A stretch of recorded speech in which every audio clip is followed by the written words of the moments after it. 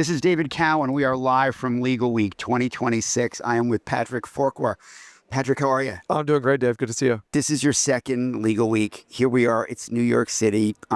I cannot believe you're at a $1.8 billion valuation. I know that's going to be bigger in the next 24 hours. Yeah. You know, from what, $3 million to $100 million in revenue in a year. Tell us a little bit about what this journey has been like for you the last 12 months. It's been awesome. And for someone like me, who's, my background is in working in venture-backed tech and scale-up companies. Working at this company at this time in this moment's been so much fun. There's so much happening in the space, the technology, the product, the adoption, everything's moving so quickly. People talk in my personal life to me about what are people doing with AI? It's very theoretical, right? And it's really fun to be in a position to be on the front lines of people that are actually using the tools and making a big impact. So that's been awesome. Let's jump into it. How is it different 12 months later in terms of the way we work? Here's the question that I'm going to ask everybody for the next, 3 days. How do we work today? How do you work today? How do your clients work today? It's different than just 12 months ago. Yeah, so I think last year was a year of experimentation. It was a year of, we got to try this stuff out, and does it work? And all these sort of very high level questions. And we very quickly are now moving into what I think of this year as a year of social proof. So we've been doing a lot of work with our clients on ROI, business impact, and metrics. And most of that ties to very specific use cases and applications that we're seeing, folks get a lot of value out of. And that can be everything from some very simple tasks to increasingly more and more complex agentic tasks. And so what we're seeing this year as opposed to last year is really a focus on taking things of, this is sort of some fundamentals of AI and how we're thinking about things, and now applying it into a much more precise and prescriptive way. We're seeing a broad set of applications across every practice area. At Legora, we use a lot of our own tools. So we use Legora at Legora very, very well within our own sort of legal operations. So, things like redlining NDAs and MSAs, we're able to sort of eat our own dog food, so to speak, and move very quickly on the legal side.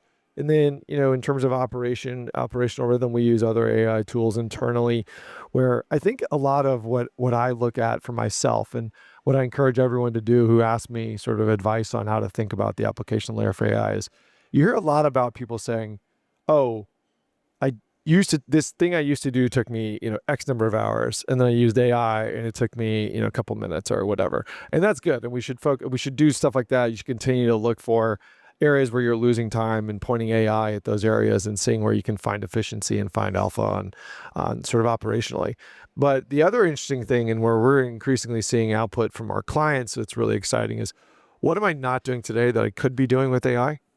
How is my work quality, work product improving overall? And then what can I add to the bag? Like if you're in any business, in your current set of deliverables on the client side is 2 or 3 things. Can you add 2 or 3 more things to the bag, to the deliverable to your client that's adding value, that's raising the bar in terms of what you're delivering in the same amount of time or less? And that's what I think is most exciting. So I'm recently back from Solid West in Silicon Valley. We had 200 people talking about the way we work, prior state, current state, future state, and you're starting to hit on something. And I know this is a topic that you think about a lot. We're calling it, I'm beginning to call it, and Dorothy Cowen is beginning to call it, the AI dividend. Yeah. Right? So dividends happen in different levels. And let's just break it down into 3 levels, because you were beginning to allude to that. So level 1 is saving time, saving money. Yep. Level 2 would be, let's just say, the quantity of work you can do and the quality of work you can do. And level 3 would be, look, now I can do more, better, faster, so therefore I can drive revenue. 100%. There might be a 4th and a 5th level, but let's just keep it really simple for our, for the live at Legal Week audience. Of course, yeah. So it's easy enough to figure out, saving money, saving time. I think everybody, even at a pedestrian level and a novice level, goes look how much time I can save. Talk to us about the revenue, though, that's beginning to come out, the dividend that your clients, a year into Legora, 3 months into Legora, 6 months into Legora, they've got it there, it's on board. How are they capturing that dividend, or how are they experiencing that dividend? What do you see from your clients? Well, I think there's a couple different ways to look at it from a legal perspective. And certainly when there's firms that are operating on fixed fee, if there's area of margin improvement you can find on a fixed fee opportunity where you can do something with AI that previously would have taken a lot longer, and you're able to just do it better, faster, cheaper with AI, your margins go up. And even if you charge a little less, you still make more money on the whole. We also see just an increasing amount of speed of delivery of different things from an in-house perspective. And so when in-house teams think about speed, the CFO often thinks, oh, maybe there's cost cutting there. But we see with the corporate legal side is there's value creation opportunity. If you're able to take a 12-month contract negotiation and reduce that into 9 months, 6 months, revenue acceleration, what's the value of that for your business? If you're able to get insights into contracts, into documents, into information that you previously didn't have insight into, the value of that could be minimal. The value of that could be astronomical. But that's where we're seeing a ton of impact from just insights into specific types of documents, risk, opportunities that you wouldn't have had an insight into sort of previously. And then another area of looking at it is thinking about, again, those increase of deliverables of new things you could do or increasing your quality of work. So we think about something very basic. For example, in a litigation use case, I was talking to a litigator who had a deposition on a Tuesday. They got a document done from opposing counsel Friday night, right? So what he said to me was basically, I would have still gotten through all the documents. I still would have been prepared more or less for the deposition on Tuesday. But using Legora, I put all those into a tabular review. I was easily able to extract all the information that I needed to get insight into. And then he just felt better prepared. He got his weekend back in terms of spending time with his kid. He was better prepared for the deposition on Tuesday. And then it's like, I did a better job in the deposition than I would have otherwise because I had a more fulsome view of everything in a more quick amount of time. So did he get, that time back? Did he get that value back? Of course. So I'm going to make it personal. I know that and we can edit this out if you don't want to talk about it, but I know you've got 2 kids. You're living in Brooklyn. Tell me about your AI dividend, right? So first, the core 4. What are your favorite platforms? So you've got Copilot, Claude, and ChatGPT and Gemini. So those are the core 4. What's your favorite? Do you use all 4 of them? And how is that giving you an AI dividend? And are you saving the dividend? Are you spending the dividend? What are you doing with it? For some reason, as with all things with kids, I feel like the more I use AI, the more money I'm spending on my kids. But that's I think that's a me problem. But so I use most of the models. Predominantly recently, I've been using a lot of Gemini. So with Gemini, what I've done recently with my kids is I have some picky eaters in my house. I needed to plan a healthy lunch meal plan, but I wasn't, I'm not I didn't go to culinary school, needed a little guidance. So I had Gemini do some research for me on healthy options that are easy to make for my kids and create a meal plan for me and like where to find different things. I've also done some home improvement projects where you can do a bunch of research. You can also use images from your own house and sort of model out different potential outcomes of things you want to build or renovate and see how it looks, and also find contractors, find resources to buy, find different items that you need. So stuff like that I do all of the time, and certainly on a business level, as we look at analyzing new markets, as we look at analyzing new things to build and different sort of decisions to make as a business, we're using AI actively to sort of analyze large volumes of information and synthesize into sort of simple business processes. So you're across all 4. You're using it at home. You're building, you're buying, and you're creating meals. That's right. That was not happening before. That was not. I also can make a picture of anyone turn into an 80s glam yearbook photo. So, Dave, we can do that with you after the session. I'm sure the kids love it. Yeah. Turning my son into an 80s rock star was a lot of fun, and he got a kick out of it. I'll bet he did. All right, I'm going to ask you the $64 million question, and then we can chit-chat a little bit more on a personal level. But I think what everybody really wants to know is you're competing with Harvey at an $8 billion valuation, plus Thomson Reuters and LexisNexis with decades of market position. For someone in legal ops that's evaluating these platforms, what's the honest conversation that they should be having internally about how to choose? Yeah, I think I like to just keep things simple. So for me, when you're looking at it, there's all kinds of factors that go into decisions around buying. But at the end of the day, the businesses that we're selling to, that we're working with, need to make a decision about what's right for them, given their set of requirements and what they're trying to accomplish as a business. Law firms are not a panacea. Every firm we work with is in different state of adoption with AI, has different levels of interest internally or on who wants to do what. So we try to meet the companies that we are potentially trying to work with where they are and build a plan that's bespoke for them and meets their needs. In the market more generally right now, as you mentioned, there's a ton of great companies. There's a ton of money coming in and ton of investment. There's a lot of hype. There's a lot of noise. But I always just encourage people to go back to first principles, make the decision of what's best for them based on the needs that they have. So keep it simple. Look at your own business. Look at what you need and try to find the best partner that you think is going to get you there regardless of any other sort of outside noise. Going back to the family model for a minute, when my kids were young, I was never buying the second car. My car, I could buy what I wanted to, but the family car was a joint decision, right? That I never went shopping for a car without my wife. Yep. So if you take that and say we're car shopping, who needs to be at that table, right? Who needs to be around the table when you're deciding on these AI platforms today? What are you finding is the best combo? It's a husband and wife. You don't bring the kids necessarily, or do you? And who are the kids in this scenario? I'm taking a stretch on this analogy. I hope it's going to work. No, I see where you're going. And look, increasingly the decisions are very broad. There's usually an AI committee of sorts that's composed of partners. There's obviously the managing partners at most firms who are very involved.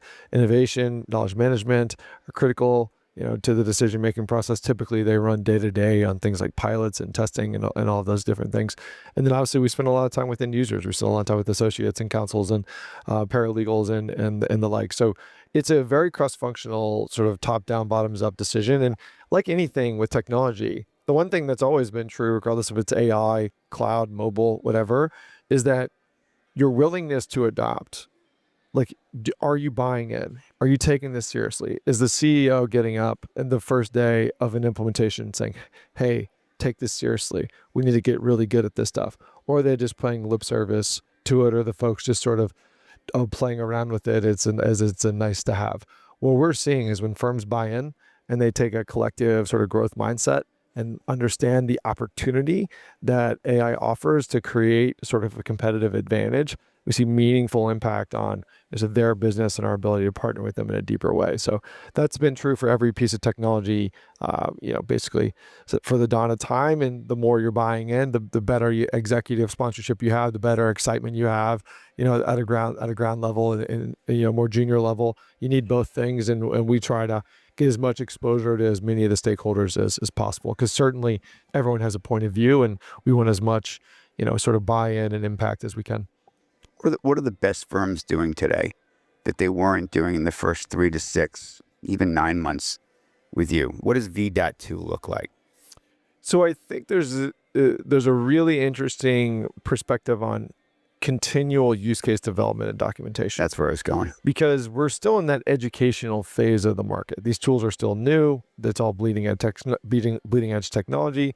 In most firms, even the firms that are doing a lot with AI, within the firm, there's a pretty broad stretch of folks between sort of novice level and deep expertise. And you have to have a very bespoke and unique way in which you engage with each stakeholder depending on their level of interest and what they're trying to accomplish. So for us, what we're doing a lot of and spending a lot of time on is I actually, I hire 2-to-1 post-sale to pre-sale. So sales is that you mentioned our evaluation. We've been very lucky. We're very hot in the market right now, which is great. But I hire 2 legal engineers for every salesperson, because our perspective is, unless we enable the firms that we work with to win with AI, not just use it, but make a huge impact, give them an advantage, help them win more deals, do more business, et cetera, we're not going to be the long-term winner of the market. We have to enable meaningful outcomes. And when we do that with a team of incredible legal engineers that we hire from the best firms in the world, who typically specialize in different practice areas, and then come in and help the different practice areas that we're engaging with across the firm sort of understand a set of day one applications. What are those 3 to 5 things you can do every day with AI that's going to make an impact on how you're running your business? And then it doesn't stop there. It's like we have to come back every month, every quarter, and engage, come up with new areas, new use cases. And as the models develop and become increasingly more complex, we want to help them sort of do more and continue to get more over the long term. So it's a very long process. That's different. That might be the soundbite, right? That really fits into what I'm thinking about, which is the way we work. Because I heard you say we hire 2-to-1 post sales to pre-sales. Yeah. You said it really fast, like you do this for a living every day. Yeah. I'm listening to it for the first time going, wait, time out for a moment here. 2-to-1 post sales to pre-sales. So, and they're going back again and again. That's a different business. I'm trying to think about where that was a business model before in legal services. Like, where did that happen before? Did that happen before? I'm not sure. I know what we need to be successful in the education, collaboration, and documentation that's required to just make that sort of habitual muscle memory of using AI is very hard right now. And we're doing a great job of it. We have an amazing team.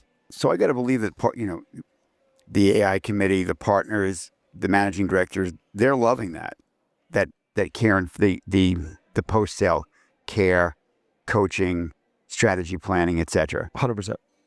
Who does that meeting take place with as you go along? I mean, again, this is the way we work. This is not how we used to work. You would buy IT would do the implementation. When I think about all these, a number of, I'm not going to name anything. When I think about all the legal tech that's been put in over the last number of years, there wasn't that kind of post sales, was it? I don't think so. And I think we're taking... I mean, I could be wrong here, right? And so DM me and go like, hey, Cowen, you don't know what you're talking about. You're missing it. But I'm like, this seems like we're on the next wave or we're jumping the fence here, because you're not going to be the only one like this. And this is what it takes to be successful, because you're building playbooks and you're building business plans and you're showing them how to, I assume that somewhere along the line, you're going to show them how to make money. Yes.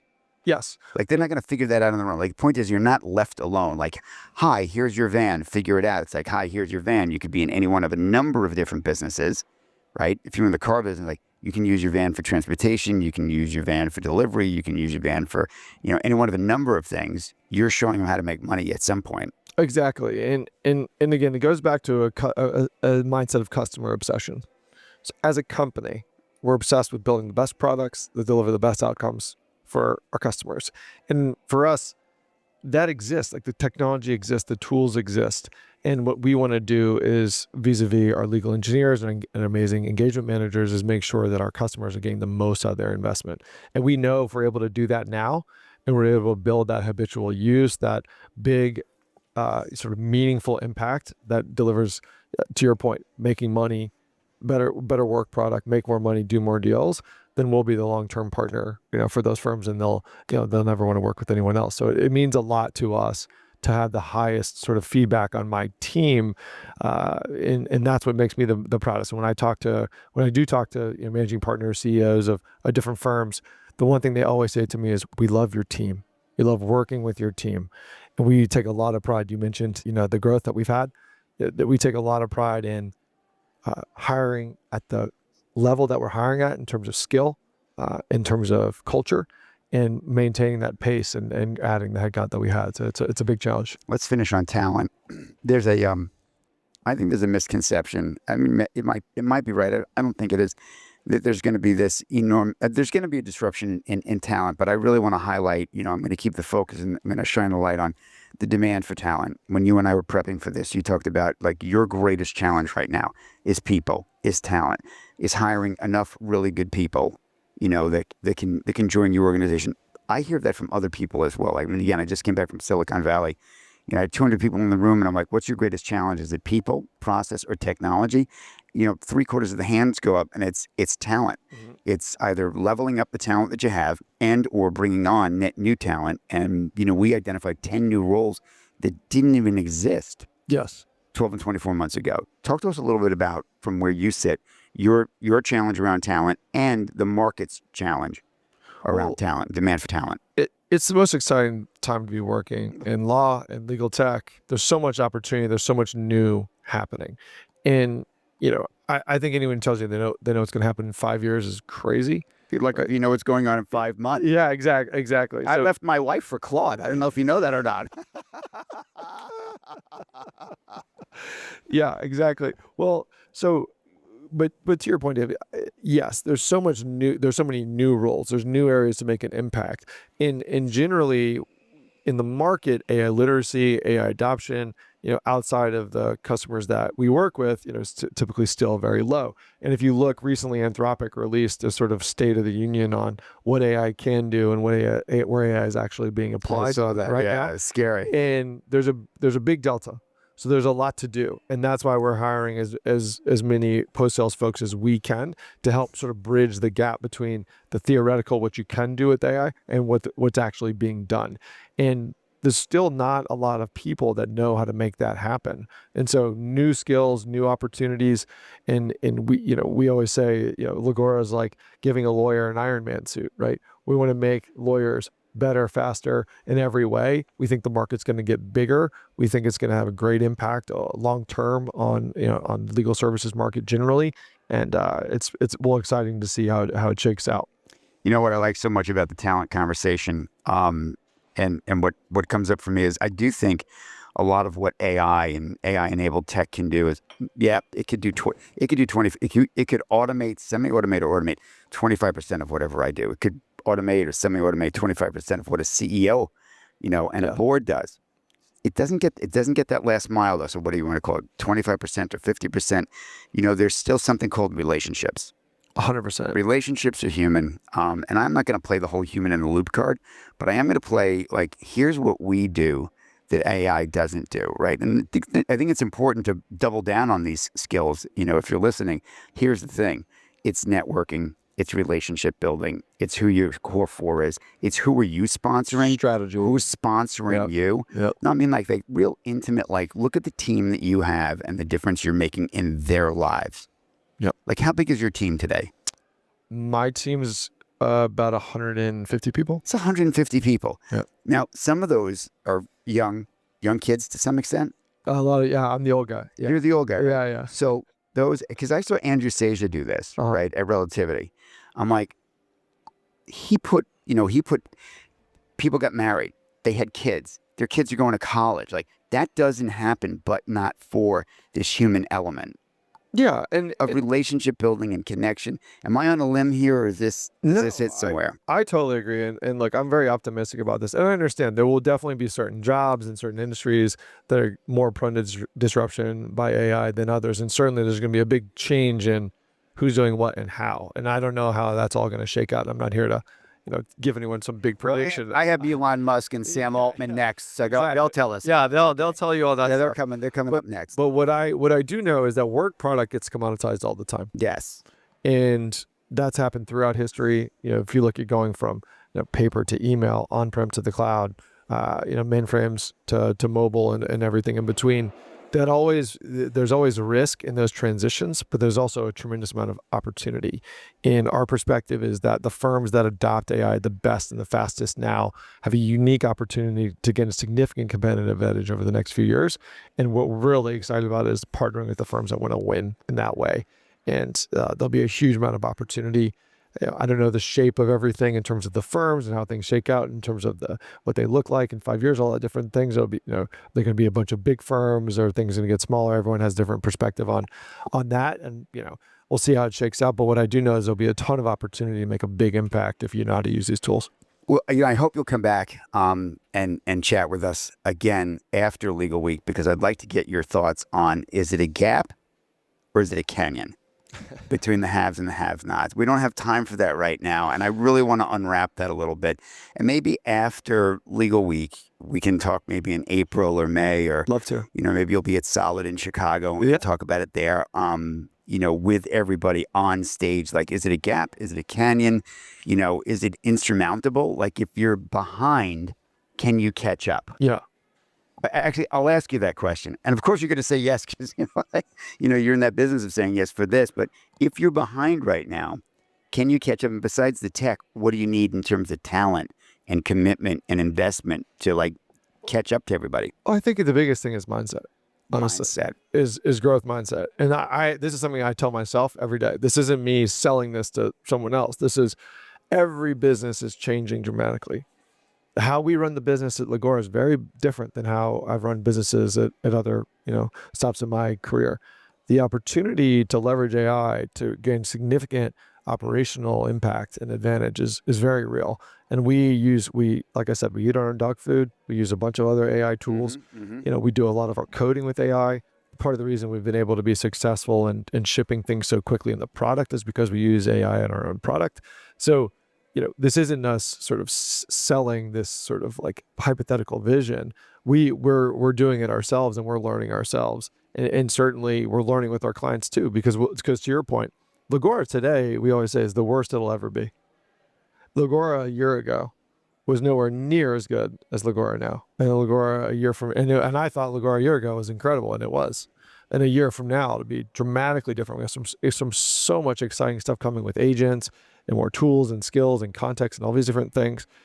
You're going to see some amazing stuff coming from the product, but then again, kind of continually raise the bar. So going back to your question, you've got to want to make a change. Yeah. And the folks that I hear who have the most sort of negative view, when I ask, like, what did you actually do? Is it, tried one thing in one way and one tool and it wasn't perfect, right? And that, maybe Legora isn't try more faster. Exactly. Try again. It's a contact sport. Let's make T-shirts that say "Try more faster." Yeah, try more faster. Yeah, you have to look at the areas where you're losing time, where it's non-strategic work, it's more rote sort of basic work. That's the first area. And then you also need to look at all of the deliverables that you're putting out in the market. It's like, what can we add? How can we make this better? How can we differentiate this using AI? So there's just so much opportunity, and we're excited to lean in and learn more. Put a plug in for the people that you're looking at, the talent you're looking to hire right now. We'll close on this. So how do they get in touch with you? And tell us just in 30 seconds, in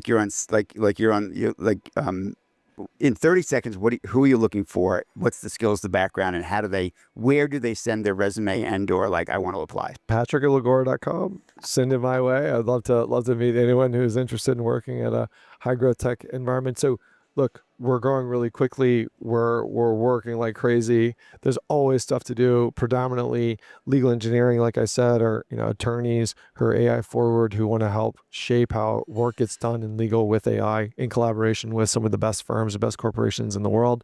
Looking for great salespeople, engagement managers. If you've got a consulting background, you've been doing a bunch of change management work at McKinsey, BCG, wherever. There you go. Now you're arrogant. Let's No getting hate mail. Yeah, sorry. Marketing, customer support, you name it, we're hiring. If you work at Coca-Cola or Pepsi or Procter & Gamble, send Patrick at Legora your resume. Exactly. Yeah, send it our way. Get on the rocket ship. Exactly. Thank you so much for taking the time. Thank you so much for Legal Week, man. Good to see you. Thanks. Yeah. If you enjoyed this show, be sure to give us a like and subscribe on Apple Podcasts, Spotify, or anywhere else you get your shows. And if you want to take your career from now to next, never eat alone.